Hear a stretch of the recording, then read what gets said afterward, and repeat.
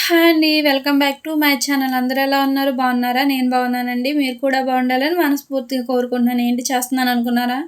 Fish dum biryani అండి. Taste మాత్రం చాలా బాగుంది. వేడి వేడిగా వడ్డించుకు తింటుంటే అసలు చాలా బాగుందండి.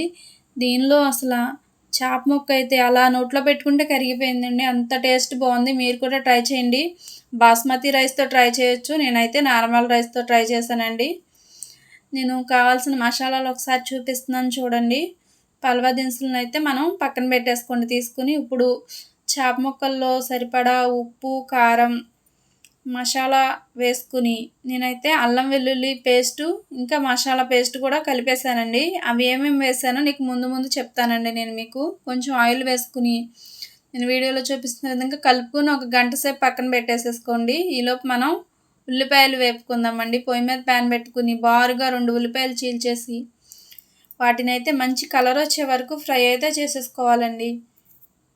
ఇలా మంచి కలర్ వచ్చిన తర్వాత వాటిని తీసేసి ఇందాక మనం గంట సేపు పక్కన పెట్టాం కదండి చేప ముక్కల్ని, వాటిల్ని ఇంకొకసారి కలుపుకొని నేను వీడియోలో చూపిస్తున్న విధంగా అంటుకోకుండా విడివిడిగా అయితే పెట్టుకుంటే మంచిగా ఫ్రై అవుతాయండి. ఎందుకంటే అంటుకుపోతాయండి. అంటించి మాత్రం పెట్టకండి, ముక్కలు విడిపోతాయి.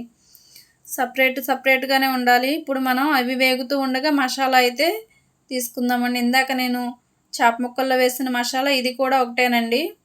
నేను ఒక 3 స్పూన్లు మసాలా తీసుకున్నాను. దానిలో సరిపడా కారం, సరిపడా ఉప్పు, ఆయిల్ కూడా వేస్తున్నానండి. 2 స్పూన్ల దాకా ఆయిల్ వేస్తున్నాను. మంచిగా అయితే ఒక ముద్దలా అయితే దీన్ని రెడీ చేసుకుని పక్కన పెట్టుకుందాం. దీనిలో నేను వేసింది ఏం లేదండి. అల్లం వెల్లుల్లిపాయ, చెక్క, లవంగం, ధనియాలు, గసగసాలు అంతేనండి. ఇంకా నేనేం వేయలేదు. దీన్ని మసాలా ముద్దనైతే పక్కన పెట్టేసుకుందాం. ఇప్పుడు చేప ముక్కలు ఏమైనాయో చూద్దాం రండి. వీటినైతే మీకు ఏది వీలుగా ఉంటే దాంతో చక్కగా ఒక పక్క వేగింది కదండి, రెండో వైపు కూడా తిప్పుకోండి. 2 వైపులా సమానంగా ఒక పక్క మాడిపోయి ఒక పక్క వేగకుండా ఉంటే టేస్ట్ అయితే బాగోదండి. మీకు నచ్చిన చేప తీసుకోవచ్చు. ఏ చేపతోనైనా చేసుకోవచ్చండి. వీటినైతే మంచిగా ఫ్రై చేసుకోండి. సిమ్లోనే పెట్టి చేసుకోండి. వీటిని మంచి కలర్ వచ్చే వరకు ఇలా తిప్పుకుంటూ మంచిగా వేయించుకోవాలండి. చూడండి నేను వీడియోలో చూపిస్తున్న విధంగా మంచిగా అయితే కలర్ వచ్చినాయి కదా. ఈ కలర్ వచ్చే వరకు ఖచ్చితంగా వేపాల్సిందేనండి. టేస్ట్ మాత్రం చాలా బాగుంటుంది. వీటిని అయితే తీసి పక్కన పెట్టేసుకోండి. ఇప్పుడు ఆయిల్ని అయితే మనం తీసేద్దాం. వేరే గ్లాస్లోకి తీసేసుకున్నానండి నేను ఆయిల్ని.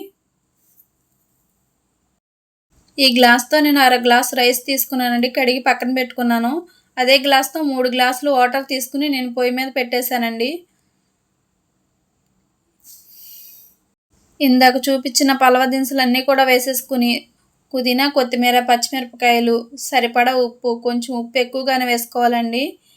బిర్యానీ ఆకు ఒకటి, కొంచెం ఆయిల్ వేసుకున్నాను పొడి పొడిలాడడానికి రైస్ మాత్రం. అలానే లవంగాలు అన్నీ వేసాం కదండి. యాలుక్కాయ ఒకటైతే వేసుకున్నాను. దీన్ని మూతపెట్టి చక్కగా మరిగించుకున్న తర్వాత ఈ రైస్ని తీసుకెళ్ళి దానిలో అయితే వేసేసానండి.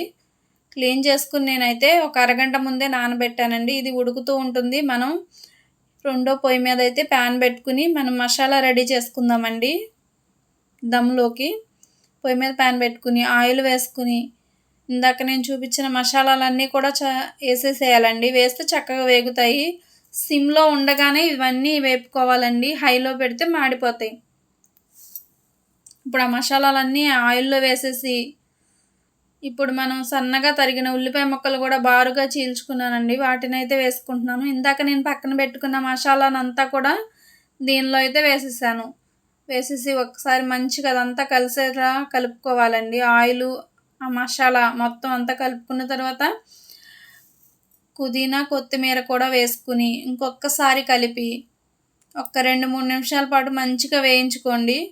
ఎందుకంటే అది మొత్తం మగ్గిపోతుందండి. ఆ పేస్ట్ మొత్తం మసాలా పేస్ట్ మగ్గిపోయిన తర్వాత ఇప్పుడు మనం 2 టమాటాలు మెత్తగా పేస్ట్లా పట్టేసి దానిలో వేసేసుకున్నాను. ఇది కూడా మొత్తం కలిసేలా అయితే కలుపుకొని దీనిలోకి ఇంకా ఉప్పు, కారం అసలు ఇంకేం వేయవసరం లేదండి. ఇందాక మసాలా వేసాం కదా, దాన్ని సరిపోతుంది చక్కగా. మంచిగా ఆయిలు పైకి తేలే వరకు ఫ్రై చేసుకోవాలండి. ఇప్పుడు దానిలోంచి కొంచెం గ్రేవీ తీసి నేనైతే పక్కన పెడుతున్నాను. అది ఎందుకు వాడతానో తర్వాత చూద్దామండి. ఇప్పుడు చేప ముక్కలను అన్నిటిని నేను వీడియోలో చూపిస్తున్న విధంగా మంచిగా అయితే పెట్టేసుకోండి. అతుక్కోకుండా అక్కడొకటి ఎలా పెడుతున్నానో నేను అలా పెట్టుకుని నేను ఒక మనిషికి సరిపడా చేస్తున్నానండి. మీరు కూడా ఒక మనిషికి చేయాలంటే క్వాంటిటీ మొత్తం ఇంతేనండి. ఇంకా ఎక్స్ట్రా కావాలంటే మీ ఇష్టం. ఇప్పుడు రైస్ వేసేసుకుని నేను వీడియోలో చూపిస్తున్నాను కదండి, ఇందాక మసాలా ఆయిల్ సపరేట్ పెట్టాం కదా, ఆ రెండు కలిపేసుకుని నేను వీడియోలో చూపిస్తున్న విధంగా ఇలా వేసుకోవాలండి. రైస్ మీద వేసుకుని పుదీనా కొంచెం వేసుకోవాలి. పుదీనా తర్వాత కొత్తిమీర వేసుకుని ఇందాక మనం వేయించి పెట్టుకున్నాం కదా ఉల్లిపాయలని కూడా మనం ఎన్ని కావాలంటే అన్ని వేసుకోవచ్చండి. ఎంత వేసుకుంటే అంత టేస్ట్గా ఉంటుంది. కొంచెం లాస్ట్లో నెయ్యి కూడా మనం కావాలంటే వేసుకోవచ్చు. నేను కొంచెం నెయ్యి వేసానండి. టేస్ట్ చాలా బాగుంటుంది నెయ్యి లాస్ట్లో కొంచెం వేస్తే. నెయ్యి వేసిన తర్వాత నేను పక్కన ఇందాక ఉడికిన రైస్ ఉంది కదండి, రైస్ ఉడికిన వాటర్ని కొంచెం పోస్తున్నాను. ఒక 3 స్పూన్ల వరకు, కింద మాడిపోకుండా అయితే 3 స్పూన్ల వరకు ఆ వాటర్ పోసి కొంచెం నెయ్యి వేసుకుని చక్కగా మూత అయితే పెట్టేసుకున్నానండి, ఆవిరి బయటికి పోకుండా. ఇప్పుడు దీన్ని ఏం చేస్తారంటే కొంచెం ఒక 10 నిమిషాల పాటు దగ్గరుండి దమ్ అయితే చేసుకోండి. అంతేనండి, మన ఫిష్ బిర్యానీ అస్సలు రెడీ అయిపోయింది.